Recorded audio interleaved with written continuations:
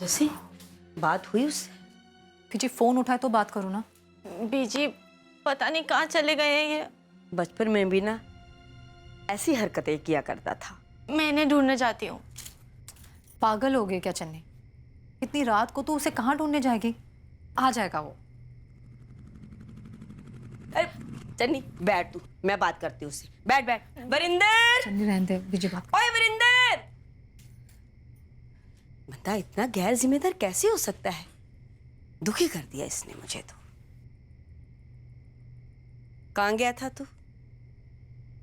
तुझे अंदाजा भी है कि हम कितने घबरा गए थे? जहाँ भी जाना था बता के जाता, या कम से कम फोन तो उठा लेता। हम सबको तसल्ली हो जाती ना वरिंदर। तुझे पता है कि दिल में कैसे बुरे बुरे ख्याल आते हैं। ठीक है, घर में झगड़ा हुआ है तो चीख ले, चिल्ला ले, झगड़ा कर ले हमसे, पर ऐसे सबको परेशान तो ना कर। मेरा किसी को भी परेशान करने का इरादा नहीं था। लेकिन हम तो परेशान हुए ना। वो बेचारी का रो रो के बुरा हाल हो गया है। अब उसे अपने भाई के घर जाने का भी हक नहीं रहा। और कौन सा वो हमेशा के लिए जा रही है। और तू कौन सा अकेला रह जाएगा घर में? हाँ, मैं और जसी है ना तेरी जरूरतों का ध्यान रखने के लिए। ऐਵੇਂ ही छोटी सी बात का बतंगड़ बनाकर सारे घर में तमाशा खड़ा कर दिया। सुन वीरेंद्र, अगर कोई बात मन को परेशान करे ही हो ना तो उससे भागा नहीं जाता। आपस में बैठो, बातचीत करो और बात को सुलझाओ। और वैसे भी मियां बीवी का झगड़ा कमरे के अंदर बंद दरवाजे के पीछे हो और वहां ही सुलझ जाए तो बेहतर, वरना आंगन का शोर दुनिया के लिए तमाशा बन जाता है ना। मैंने तेरे साथ इतनी रामायण कर दी, तेरे पल्ले कुछ पड़ा या नहीं? I'm sorry। सॉरी मुझे नहीं, चन्नी को कहना। तेरी जगह मैं होती ना तो आसानी से इसे माफ नहीं करती। चल जा अपने कमरे में। और चन्नी तू भी जा।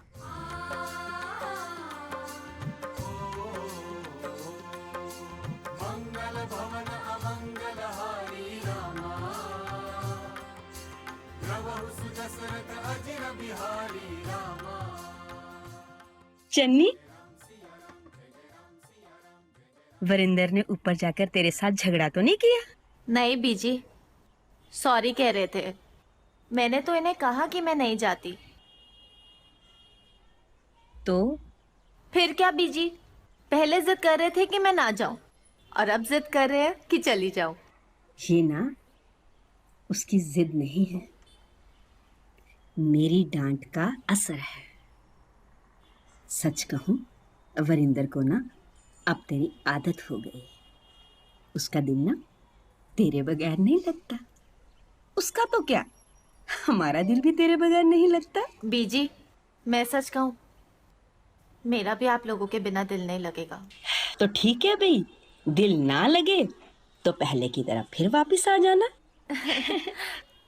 चन्नी, दूध में शहद डालो तो क्या होता है?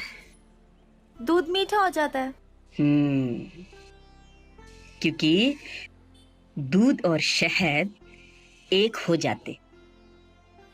अगर दूध में एक बूंद खट्टे की पड़ जाए ना तो सारा दूध फट जाता है। बस पति पत्नी का रिश्ता भी कुछ ऐसा ही होता है। मिठास रहे तो अच्छा लगता है, खटास रहे तो रिश्ते बिखरने लगते हैं। पति पत्नी के बीच नोक-झोंक हो तो अच्छा लगता है। अगर वही नोक-झोंक लड़ाई का रूप ले ले तो बड़ी मुश्किल हो जाती है।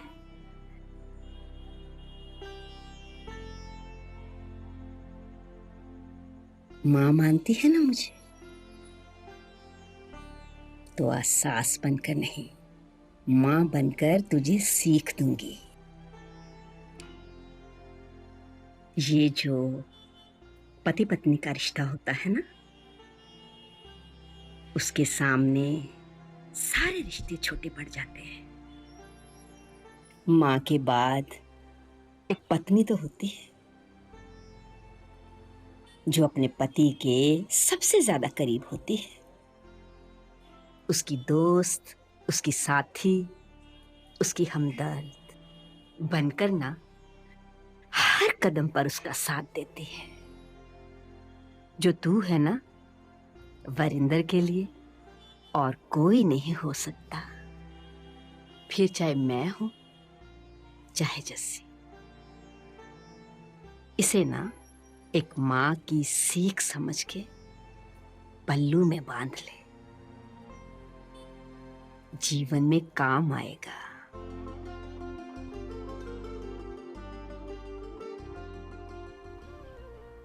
बीजी जल्दी आ जाऊंगी।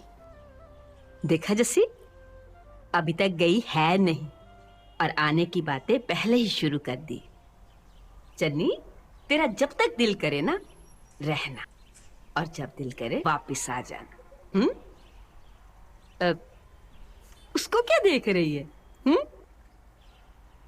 मैं और जस्सी है ना इसका ध्यान रखने के लिए। चन्नी, तू बस अपना ध्यान रखना और वहां बच्चों के साथ ज्यादा उछल कूद मत करना। हाँ, और मैंने ना अशोक और पूनम को कह दिया है कि उनके भरोसे मैं तुझे भेज रही हूँ। ध्यान रखे मेरी चन्नी। बीजी ऐसे ही बात करते रहेंगे तो शाम तक पहुंचेंगे वहां। हाँ चलो भाई। जल्दी।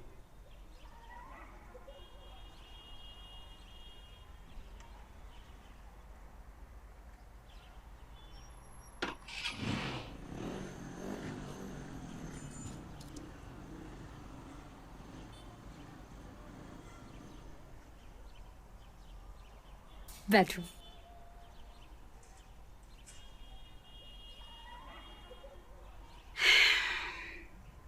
ले भाई, चन्नी हमारी ज्यादा बोलती तो नहीं, लेकिन चन्नी की ना अपनी ही रौनक है। हाँ बीजी, चन्नी की अपनी ही रौनक है। दोनों बहनें हो, देरानी जेठानी हो, रिश्ते का नाम बदला है, प्यार नहीं। बीजी, अब इतनी तारीफ ना करो।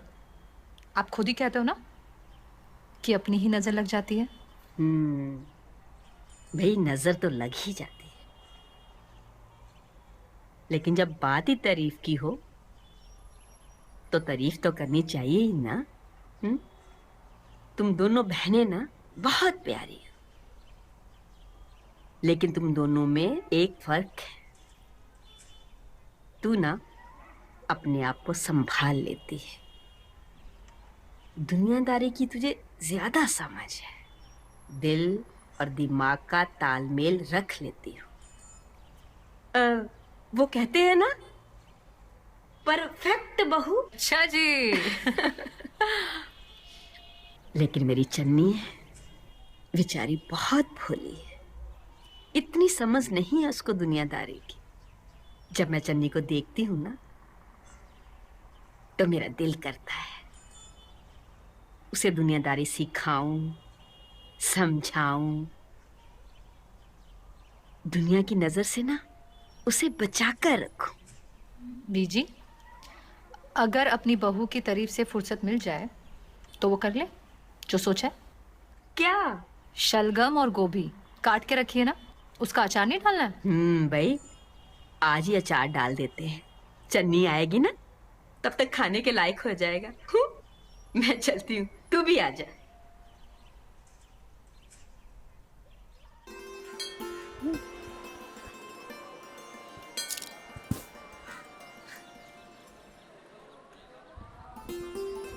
आप मुझे यहाँ क्यों लाए हैं? क्योंकि इस जगह से मेरा पुराना रिश्ता है। रिश्ता? आओ। पता है चन्नी, जब भी मैं कभी डर जाता था ना, घबरा जाता था या परेशान होता था ना, तो मैं इस जगह पर आकर घंटों घंटों बैठा रहा करता था। घर वाले सब परेशान हो जाते थे कि पता नहीं मैं कहाँ चला गया। जब मैं घर वापस जाता था ना तो सब पूछते थे कि तू कहाँ गया था। लेकिन मैंने इस जगह के बारे में ना कभी किसी को नहीं बताया। पर मुझे तो बता दिया और ये जगह भी दिखा दी। क्योंकि मैं तुम्हें अपनी जिंदगी की हर बात का हिस्सा बनाना चाहता हूं। Thank you. कल रात को भी आप यहीं आए थे ना? हाँ। अब आपने मुझे ये जगह तो दिखा दी, पर अपने डर, अपनी घबराहट, अपनी परेशानी की वजह तो अभी तक नहीं बताई। वजह चाहे जो भी हो चन्नी, लेकिन अब मैं उस वजह से नहीं घबराता। जब मन अपने डर का सामना करने का मन बना लेता है ना, तो फिर घबराहट नहीं होती। चन्नी, जाने अनजाने में मैंने कभी भी तुम्हारा दिल दुखाया हो ना, या तुम्हें रुलाया हो, उसके लिए I am sorry. And I promise, आज के बाद मैं कोई भी ऐसा काम नहीं करूंगा जिससे तुम्हारा दिल दुखे। जानती हूँ, पर मैं भी आपको एक राज की बात बताना चाहती हूँ। क्या?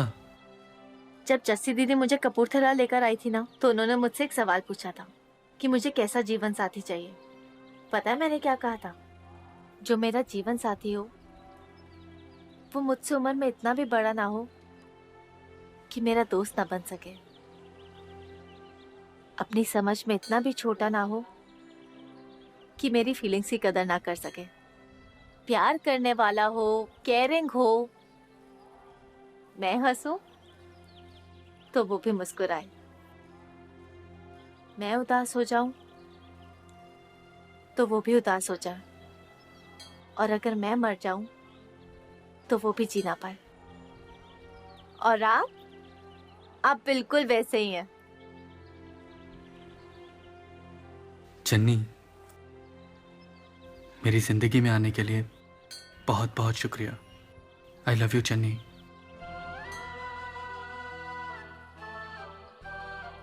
आई love you more than my life. Hello ji. ओ भाई, पहले वरिंदर को। अरे नहीं नहीं भैया, इतना क्या नहीं नहीं, मैंने इतने प्यार से हलवा बनाया है गाजर का, खाओ। तो आपको पहले वार्निंग देनी चाहिए थी ना कि आपने हलवा बनाया, तो मैं खाना तो थोड़ा कम खाता। पहली बार हमारे घर पे खाने पे आए हो तो हमें थोड़ा खातिरदारी का मौका भी तो दो। भैया अब 9 बज गए, मैं चलता हूँ। चन्नी, जब से वरिंदर आया है ना, तब से 4 बार बोल चुका है मैं जाता हूँ मैं जाता हूँ। लगता है वरिंदर के जाने का मन नहीं है। और ले भाई तू भी, हाँ? और क्यों वीरेंद्र को कॉन्शियस कर रही है तू? नहीं नहीं भैया, ऐसी कोई बात नहीं है, बस आप बता दीजिए कि मैं इसे लेने कब आऊँ। ओए वीरेंद्र, वो आज ही तो आई है रहने के लिए। 2-4 दिन रहने दे, फिर बताते हैं तेरे को। ठीक। हाँ भाई, इस बार ना तो हम चन्नी को रात को 12 बजे भेजेंगे और ना ही आप इसे रात को 12 बजे लेने आओगे। और हाँ, पीजी को कह देना कि आपकी बहू यहाँ पे आराम करने आई है, हम आराम ही कराएंगे, कुछ काम नहीं कराएंगे उससे। ठीक है भाभी, मैं आपका मैसेज दे दूंगा बीजी को। अब मैं चलता हूँ। चलो भाई, अब देख निकलना ही है ना, तो जल्दी निकल जा। वो हाईवे पे ट्रैफिक रहता है। क्या हुआ? बाइक की चाबी कहाँ रखी थी आपने? रखी तो पॉकेट में ही थी। कहीं गिर गुर आ गई होगी। वो कहाँ जाएगी, कार में गिरी होगी। कई बच्चों ने तो नहीं रख दी इधर उधर। कविता, करीना, बच्चों वरिंदर अंकल की चाबी देखिए। चाबी कितनी चली गई?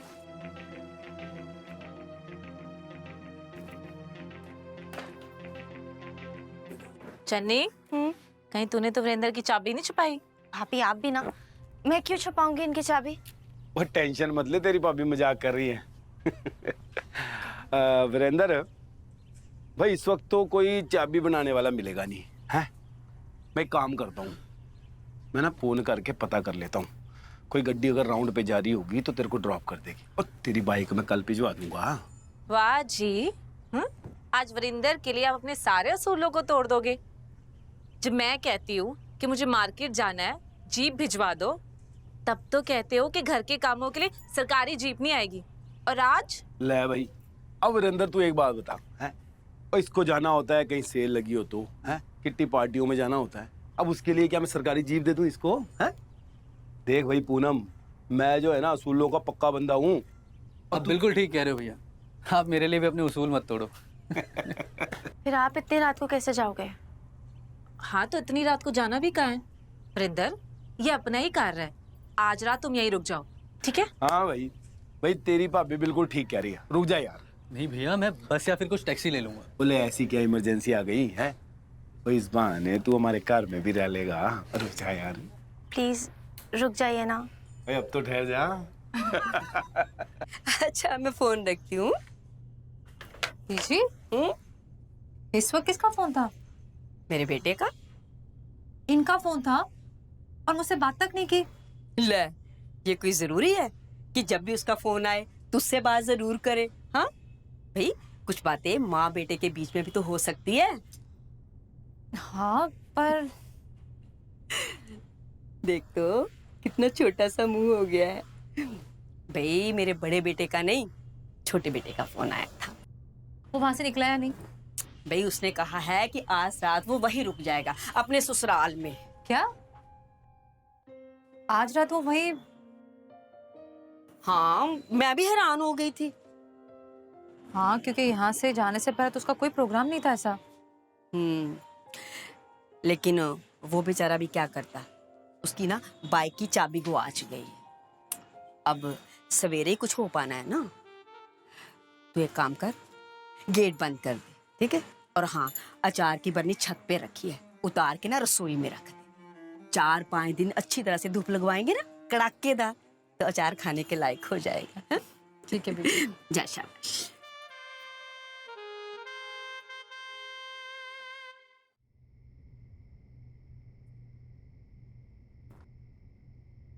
वो क्या कर रही है? अभी तक चाबी ढूंढ रही है तू? हाँ नहीं, इससे पहले मैं बच्चों को सुला के भी आई हूँ। दोनों बड़ी जिद कर रहे थे कि चन्नी पुआ और वीरेंद्र अंकल के साथ सोना है। बताओ, बड़ी मुश्किल से दोनों को मना के आई हूँ मैं। एक्चुअली दोनों बच्चे जो है ना, वो चन्नी से प्यार भी तो बहुत करते हैं, पर उन्हें इस बात की समझ कहाँ कि चन्नी की जिंदगी में उससे भी ज्यादा प्यार करने वाला बंदा आ गया।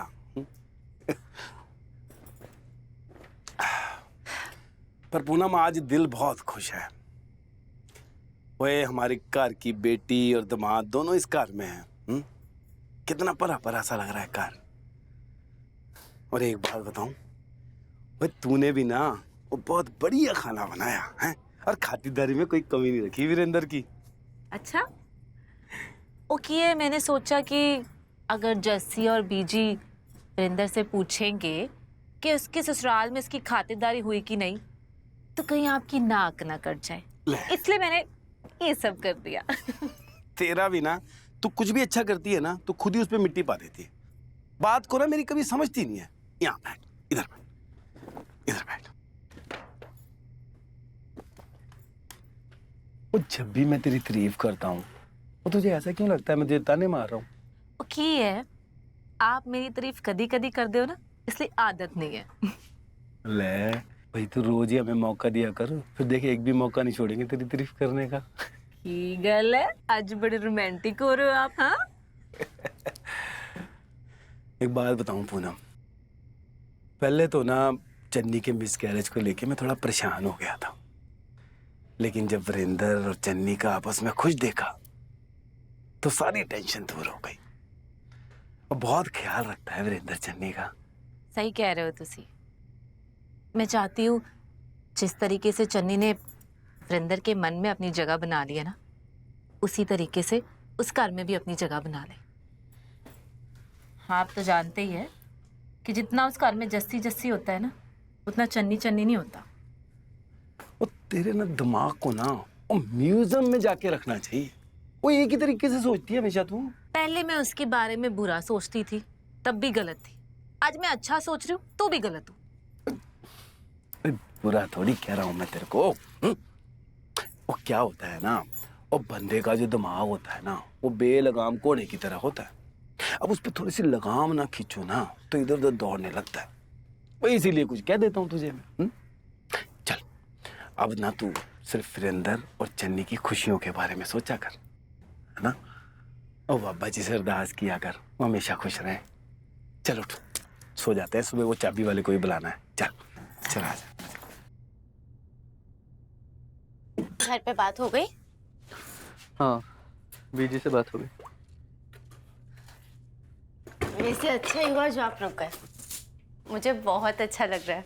अच्छा, तुम चाहती थी कि मैं रुक जाऊं, तो कहा क्यों नहीं? अच्छा हुआ कि आपकी चाबी घूम गई, पता नहीं मानते या नहीं। अब ये तो कोई बात नहीं। तुम अगर मुझे कहती तो मुझे अच्छा लगता ना कि मेरी बीवी मेरे बिना रुक ही नहीं सकती। अच्छा किया जो आपने बता दिया, अगली बार से ध्यान रखूंगी। और अपने साथ ना आपका भी नाइट सूट लेकर आऊंगी।